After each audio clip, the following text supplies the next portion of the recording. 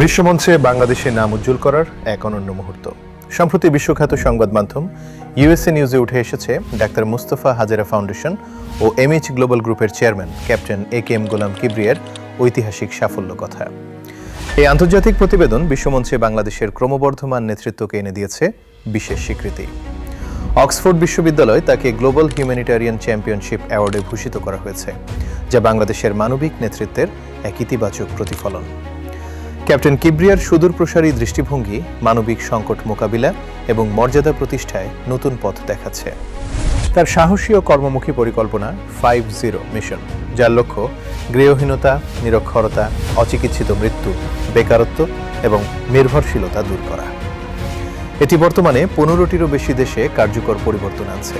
নোয়াখালী থেকে আফ্রিকা, এমনকি কক্সবাজারের রোহিঙ্গা শিশুদের শিক্ষা নিশ্চিত করা ও মেডিকেল ক্যাম্প পরিচালনার মতো তার উদ্যোগগুলো বিশ্বজুড়ে প্রশংসিত হয়েছে। মানবিক কাজের পাশাপাশি একজন মাস্টার মেরিনার হিসেবেও ক্যাপ্টেন কিবরিয়া আন্তর্জাতিকভাবে সমাদৃত। তিনি দীর্ঘদিন ধরে সামুদ্রিক অর্থনীতিকে জাতীয় ও বৈশ্বিক উন্নয়নের অন্যতম প্রধান চালিকা শক্তি হিসেবে তুলে ধরছেন। বাংলাদেশের সামুদ্রিক অর্থনীতি বা ব্লু ইকোনমি নিয়ে তার প্রস্তাবিত $150 বিলিয়ন উন্নয়ন রোডম্যাপ দেশের অর্থনৈতিক সমৃদ্ধির নতুন দিগন্ত উন্মোচন করেছে। কূটনৈতিক অঙ্গনেও তিনি দেশের ভাবমূর্তি উজ্জ্বল করেছেন।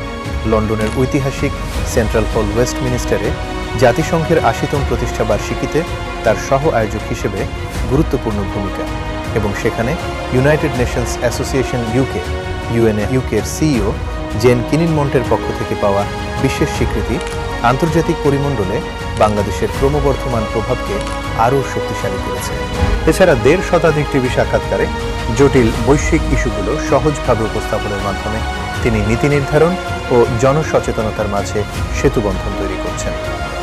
ক্যাপ্টেন একেএম গোলাম কিবরিয়া প্রমাণ করেছেন যে দেশপ্রেম, সুনির্দিষ্ট লক্ষ্য এবং কাজের প্রতি একাগ্রতা থাকলে আন্তর্জাতিক পরিমণ্ডলে দেশের মর্যাদা বৃদ্ধি করা সম্ভব। তার এই অর্জন প্রতিটি বাংলাদেশের জন্য যেমন গর্বের, তেমনি আগামী প্রজন্মের জন্য এক বড় অনুপ্রেরণা।